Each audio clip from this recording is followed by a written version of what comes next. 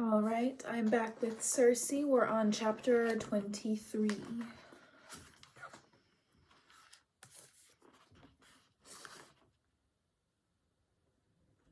Our sons had returned from their work windswept but dry. The thunder and rain had stayed out to sea. While the others ate their meal, I went up to the highest peak and felt the spell above me. From bay to bay it reached, from yellow sands to ragged stones. I felt it in my blood as well, that iron weight I had borne so long. Athena tested it surely. She prowled the edges looking for a crack, but it would hold. When I returned, Penelope was at the loom again. She looked over her shoulder. "It seems we have a break in the weather. The seas should be calm enough now. Telegonus, would you learn to swim?" Of all the things I had expected after our conversation, that was not one. But I had no time to think of objecting. Telegonus nearly knocked over his cup in his eagerness. As they left through the garden, I heard him explaining my plants. Since when did he know what hornbeam was or hemlock? But he pointed to them both and named their properties. Telemachus had come up silent behind me. "They look like mother and son," he said. It had been my thought exactly, but I felt a spurt of anger to hear him voice it. I went out to the garden without answering. I knelt in my beds and yanked up weeds. He surprised me by following. "I do not mind helping your son, but let us be honest, that sty you told us to fix has not been used in years. Will you give me something to do that is actually useful?" I sat back on my heels regarding him. Royalty does not usually beg for chores. My subjects seem to have left me with some spare time. Your island is very beautiful, but I will go mad if I have to keep idle on it day after day. What can you do then? The usual, fish and shoot, tend the goats you do not have, carve and build. I could fix your son's boat. Is there something wrong with it? The rudder is slow and unreliable, the sail too short and the mast too long. It wallows like a cow in any surge. It did not look so bad to me. I do not mean it was not impressive for a first try. Just that I am shocked we did not sink on the way over. It is charmed against sinking, I said. How did you become such a shipwright? I am from Ithaca, he said simply. And? Is there anything else I should know about? His face was serious, as if giving a diagnosis. The sheep are matted enough to ruin the spring shearing. 3 tables in your hall are unbalanced, and the garden path flagstones wobble. There are at least 2 birds' nests in your eaves. I was half amused, half offended. Is that all? I have not made a complete survey. In the morning you may fix the boat with Telegonus. As for now, we will start with the sheep. He was right. They were matted, and after the wet winter muddied past their shoulders. I brought out the brush and a large bowl filled with one of my draughts. He examined it. What does it do? It cleans the mud without stripping the fleece. He knew his business and went to it efficiently. My sheep were tame, but he had his own tricks of coaxing and soothing. His hand on their backs guided them effortlessly here and there. I said, "You have done this before." "Of course. This wash is excellent. What is it?" "Thistle, artemisia, celery, sulfur. Magic." "Ah." I had the trimming knife by then and set to cutting out burrs. He asked about the animal's pedigree and my breeding methods. He wanted to know if it was a spell that kept them tame or my influence. When his hands were occupied, he lost his awkward stiffness. Soon enough, he was telling me stories of his follies at goat herding, and I was laughing. I did not notice the sun drop into the sea, and I startled when Penelope and Telegonus appeared beside us. I could feel Penelope's gaze on us as we rose and wiped the mud from our hands. "Come," I said. You must be hungry." That night, Penelope left dinner early again. I wondered if she meant to make a point, but her weariness seemed real enough. She was still grieving, I reminded myself. We all were. But the swimming had done my son good, or maybe it was Penelope's attention. He was red-cheeked from wind and wanted to talk. Not about his father, which was still too much a wound, but his old first love, heroic stories. There had apparently been a bard on Ithaca who was skilled at such tales, and he wanted to hear from Telemachus the versions that he'd told. Telemachus began. Bellerophon and Perseus, Tantalus, Atalanta. Telemachus had taken the wooden chair again, and I the silver. Telegonus leaned against a wolf on the floor. Looking between them, I felt a strange, almost drunken sense of unreality. Had it only been 2 days since they had come? It felt much longer. I was not used to so much company, so many conversations. My son begged for another story and another, and Telemachus obliged. His hair was wind-blown from our work outside, and the firelight lay along his cheek. So much of him looked older than he was, but there was a sweetly made curve there that might almost be called boyish. He was no storyteller, as he had said, but that made it more enjoyable somehow, watching his serious face as he described flying horses and golden apples. The room was warm and the vintage good. My skin had begun to feel soft as wax. I leaned forward. "Tell me, did that bard ever speak of Pasiphae, Queen of Crete?" "The mother of the Minotaur," Telemachus said. "Of course. She is always in the tale of Theseus." "Did anyone say what happened to her when Minos died? She is immortal. Does she still rule there?" Telemachus was frowning. It was not displeasure, but the same face he had made when he examined my sheep wash. I saw him following the threads of genealogies through their tangle. A daughter of the sun, Pasiphae was said to be. I saw when he understood. "No," he said. "Her and Minos' line no longer rules. A man named Leucus is king, who usurped from Idomeneus, who was her grandchild. In the story I heard, she went back to the halls of the gods after Minos died and lives in honor there." "Whose halls?" The bard did not say. A giddy recklessness had seized me. "Oceanus is most likely, our grandfather. She will be terrorizing the nymphs as she used to. I was there when the Minotaur was born. I helped cage it." Telegonus gaped. "You're related to Queen Pasiphae? And you saw the Minotaur. Why did you not mention this?" "You did not ask me." "Mother, you must tell me everything. Did you meet Minos and Daedalus?" "How do you think I came by this loom?" "I don't know. I thought it was, you know." He waved his hand in the air. Telemachus was watching me. "No," I said. I knew the man. "What else have you kept from me?" Telegonus demanded. "The Minotaur and Trigon, and how many others? The Chimera, the Nemean lion, Cerberus and Scylla?" I had been smiling at his wide-eyed outrage and did not see the blow coming. Where had my son heard her name? Hermes? Ithaca? It did not matter. Cold spear point was twisting in my guts. What had I been thinking? My past was not some game, some adventure tale. It was the ugly wrack that storms left rotten on the shore. It was as bad as Odysseus's. I have said all I will say. Do not ask me again. I stood and walked away from their startled faces. In my room, I lay on my bed. There were no wolves or lions. They had stayed with my son. Over us somewhere was Athena, watching with her flashing eyes, waiting with her spear to dart at my weakness. I spoke into the shadows. Keep waiting.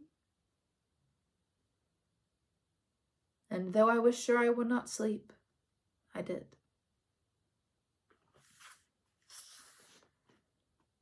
I woke clear-headed, determined. I had been tired the night before, and I had drunk more than I was used to, but now I was firm again. I laid out breakfast. When Telegonus came, I saw him eyeing me, waiting for another outburst. But I was pleasant. He should not be so surprised, I thought. I could be pleasant. Telemachus kept his own counsel, but when the meal was finished, he took his brother out to begin fixing the ship. "May I use your loom again?" Penelope wore a different dress. This one was finer. It had been bleached to a pale cream. It showed off well the dark tones of her skin. "You may." I thought of going to the kitchen, but I often cut herbs at the long table near the hearth, and I did not see why I should relegate myself. I brought out the knives and bowls and all the rest. The spells that protected Telegonus did not need to be renewed for another half a moon, so what I did was only for my own pleasure, dyeing and grinding, distilling tinctures for later use. I thought we would not speak. In our place, Odysseus might have gone on concealing and jockeying, just for the pleasure of it. But after so long alone, I think we had both come to appreciate the value of open conversation. The light slanted through the window, pooling on our bare feet. I asked her about Helen, and she told me stories of when they were children together, swimming in Sparta's rivers and playing at her uncle Tyndareus' court. We talked of weaving and the best breeds of sheep. I thanked her for offering to teach Telegonus how to swim. She was glad to do it, she said. He reminded her of her cousin Castor, with his eagerness and good humor, his way of easing those around him. "Odysseus drew the world to him," she said. "Telegonus runs after, shaping as he goes, like a river carving a channel." It pleased me more than I could say to hear her praise him. "You should have known him as a baby. There was never such a wild creature. Though, if I am honest, I was the wilder of the two of us. Motherhood seemed so easy to me before I had a child." "Helen's baby was like that," she said. "Hermione. She screamed for half a decade, but grew up sweet as anything. I worried that Telemachus did not scream enough, that he was well behaved too soon. I was always curious how a second child might have been different. But by the time Odysseus came home, it seemed that was finished for me." Her voice was matter-of-fact. Loyal, songs had called her later. Faithful and true and prudent. Such passive, pale words for what she was. She could have taken another husband, borne another child while Odysseus was gone. Her life would have been easier for it. But she had loved him fiercely and would accept no other. I took down a bunch of yarrow that had been hanging from a roof beam. "What is that used for?" "Healing salves. Yarrow stops bleeding." "May I watch? I have never seen witchcraft." It pleased me as much as her praise of Telegonus. I made room at the table. She was a flattering audience, asking careful questions as I named each ingredient and explained its purpose. She wanted to see the herbs I had used to turn men into pigs. I dropped the dried leaves into her hand. "I'm not about to turn myself into a sow, am I?" "You would have to ingest it and speak the words of power. Only those plants fallen from divine blood need no spell to summon their magic. And I think you would have to be a witch. A goddess." "No," I said. "My niece was mortal, and she cast spells as strong as mine." "Your niece?" she said. "You do not mean Medea?" It was strange to hear the name aloud after so long. "You know her?" "I know what is sung by bards and played in courtyards for kings." "I would hear it," I said. The trees outside clattered in the wind as she talked. Medea had indeed escaped Aeetes. She had traveled on to Iolcos with Jason and borne him 2 young sons, but he recoiled from her sorceries, and his people despised her. In time, he sought a new marriage with a sweet, well-loved princess from home. Medea praised his wisdom and sent the bride gifts, a crown and cloak that she had made herself. When the girl put them on, she was burnt alive. Then Medea dragged her children to an altar and, swearing that Jason would never have them, slit their throats. She was last seen summoning a chariot drawn by dragons to take her back to Colchis. The bards had been at the story, no doubt, but I could still see Medea's bright, piercing face. I believed that she would rather set the world on fire than lose. I warned her once that grief would come of her marriage. There is no pleasure in hearing I was right. There seldom is. Penelope's voice was soft. She was thinking of those slaughtered children, perhaps. I was thinking of them too. And the dragon chariot, that was, of course, my brother's. It seemed incredible that she would go back to him after all that had passed between them. Yet it also made a sort of sense to me. Aeetes wanted an heir, and there was none more like him than Medea. She had grown up trained around his cruelty, and in the end it seemed she had not learned how to hold another shape. I poured honey onto the yarrow, added beeswax to bind the salve. The air was musky sweet and sharp with herbs. Penelope said, "What makes a witch, then, if it is not divinity?" "I do not know for certain," I said. "I once thought it was passed through blood, but Telegonus has no spells in him. I have come to believe it is mostly will." She nodded. I did not have to explain. We knew what will was. That afternoon, Penelope and Telegonus went off again to the bay. I had assumed after my abruptness last night that Telemachus would keep his distance, but he found me at my herbs. "I thought I would work on the tables." I watched him while I ground the hellebore leaves. He had a measuring string and a cup he had marked and filled to the line with water. "What are you doing?" "Testing if the floor is level. Your problem is actually the legs. They are slightly different sizes. It will be easy to adjust." I watched him using the rasp, checking and rechecking the legs with his length of string. I asked him how he had broken his nose. "Swimming with my eyes closed," he said. "I learned my lesson there." When he was finished, he went out to do the flagstones. I followed, weeding, though the garden scarcely needed it. We discussed bees, how I always wished there were more on the island. He asked if I could tame them like the other creatures. "No," I said. "I use smoke like everyone else."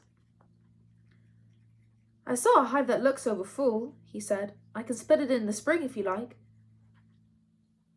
I said I would and watched him scrape away the uneven soil.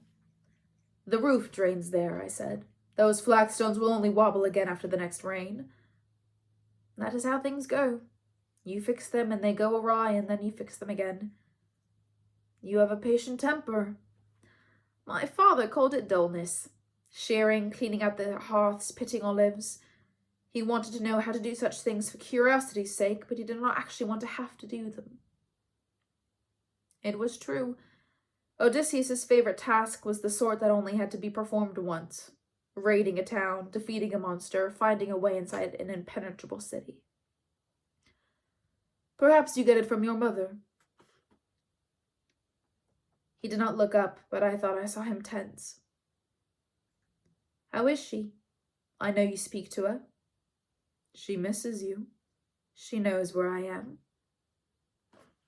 The anger stood out plain and clean on his face. There was a sort of innocence to him, I thought. I do not mean this as the poets mean it, a virtue to be broken by the story's end, or else upheld at the greatest cost. Nor do I mean that he was foolish or guileless. I mean that he was made only of himself, without the dregs that clog the rest of us. He thought and felt and acted, and all these things made a straight line. No wonder his father had been so baffled by him. He would have always been looking for the hidden meaning, the knife in the dark. But Telemachus carried his blade in the open.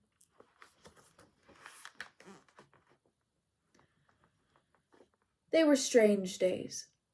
Athena hung over our heads like an axe, Yet so she had hung for 16 years, I would hardly faint at it now. Every morning Telegonus took his brother out upon the island. Penelope spun or wove while I shaped my herbs. I had drawn my son aside by then and told him some of what I had learned of Odysseus's worsening temper on Ithaca, his suspicions and angers, and day by day I saw the knowledge work upon him. He still grieved, but the guilt began to ease, and the brightness came back to his face. Penelope and Telemachus's presence helped him more. He basked in their attention like my lions in a patch of sun. It panged me to realize how much he wanted a family all these years. Penelope and Telemachus still did not speak to each other. Hour after hour, meal after meal, the air between them was brittle. It seemed absurd to me that they did not just confess their faults and sorrows and be done. But they were like eggs, each afraid to crack the other. In the afternoons, Telemachus always seemed to find some task that brought him near, and we would talk until the sun touched the sea. When I went inside to set out the plates for dinner, he followed. If there was work enough for two, he helped. If there was not, he sat at the hearth carving small pieces of wood, a bull, a bird, a whale breaching the waves. His hands had a precise, careful economy that I admired. He was no witch, but he had the temperament for it. I told him that the floor would clean itself, but he had always swept the sawdust and wood curls after. It was strange to have such constant company. Telegonus and I had mostly kept out of each other's way, and my nymphs had been more like shadows flitting at the corner of my eye. Usually even that much presence wore on me, nagging at my attention until I had to leave and walk the island alone. But there was a contained quality to Telemachus, a quiet assurance that made him companionable without being intrusive. The creature he most reminded me of, I realized, was my lion. He had the same upright dignity, the same steady gaze with his deep-set humor, even the same earth-bound grace which had pursued her lion ends while I had pursued mine. "What's so funny?" he asked me. I shook my head. It was perhaps the 6th day since they had come. He was making an olive tree, shaping the twisted trunk, picking out each knot and hole with its knife's point. "Do you miss Ithaca?" I asked him. He considered. "I miss those I knew, and I am sorry not to see my goats breed." He paused. "I think I would have been a bad king." "Telemachus the Just," I said. He smiled. "That's what they call you if you're so boring they can't think of something better." "I think you would be a good king also," I said. "Perhaps you still can be. The memories of men are short.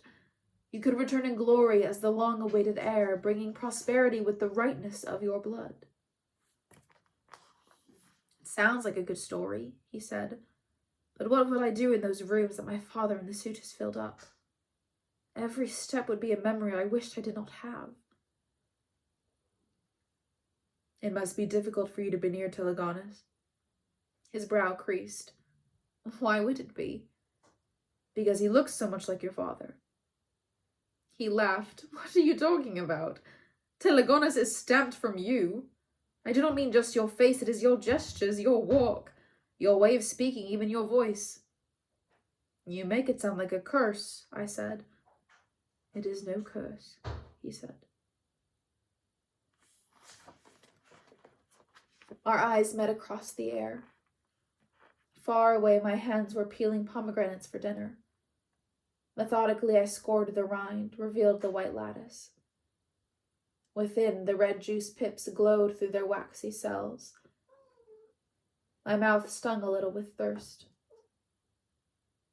I had been watching myself with him. It was a novelty to me, noticing the expressions shaping themselves on my face, the movement of the words across my tongue. So much of my life had been spent plunged up to the elbows, tacking now here, now there, spattered and impulsive. This new feeling crept over me like a sort of distant sleepiness, almost a languor. This was not the first speaking look that he had given me. But what did it matter? My son was his brother. His father had been in my bed. He was owed to Athena. I knew it, even if he did not.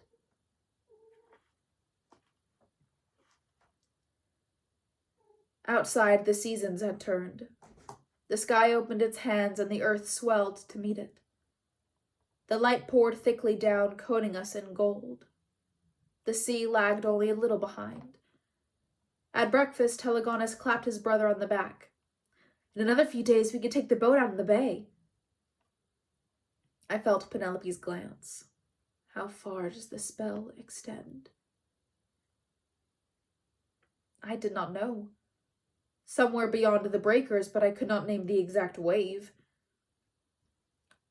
I said, "Don't forget, Telegonus, there's always one last bad storm. Wait till then." As if in answer, a knock sounded on the door. In the silence that followed, Telegonus whispered, "The wolves did not howl." No. I did not look at Penelope in warning. If she did not guess, she was a fool. I drew my divinity up, cold and bracing around me, and went to open the door. Those same black eyes, the same perfect and handsome face. I heard my son gasp, felt the frozen stillness behind me. "Daughter of Helios, may I come in?" "No." He lifted an eyebrow. "I have a message that concerns one of your guests." I felt a grating fear along my ribs, but I kept my voice flat. "They can hear you where you stand." "Very well." His skin glowed. His drawling, smirking manner vanished. This was the divine messenger of the gods, potent and inevitable. "Telemachus, Prince of Ithaca, I come on behalf of the great goddess Athena, who would speak with you. She requires that the witch Circe lower the spell that bars her from the isle." "Requires," I said. "That is an interesting word for one who tried to kill my son. Who is to say she does not plan to try again?" "She is not interested in your son in the least." He dropped his glory. His voice was casual once more. "If you will be a fool about it, these are her words, of course. She offers an oath of protection for him. It is Telemachus alone she wants. It is time for him to take his inheritance." He looked past me to the table. "Do you hear, Prince?" Telemachus's eyes lowered. "I hear." "I am humbled by my messenger and message both, but I am a guest on this island. I must await my hostess's word." Hermes cocked his head a little, his eyes intent. "Well, hostess." I felt Penelope at my back, risen like an autumn moon. She had asked for time to mend things with Telemachus, and she had not done it yet. I could imagine her bitter thoughts. "I will do it," I said, "but it will take some time to unwind the spell's working. She may expect to come in 3 days. "You want me to tell the daughter of Zeus she has to wait 3 days? They have been here half a month. If she was in a hurry, she should have sent you earlier. And you may tell her those are my words." Amusement flashed in his eyes. I had fed off that look once, when I had been starving and thought such crumbs a feast. "Be sure I will." We breathed into the empty space he left behind. Penelope met my eye. "Thank you," she said. Then she turned to Telemachus. "Son," it was the first time I had heard her speak to him directly, "I have made you wait too long. Will you walk with me?" And that's the end of the chapter.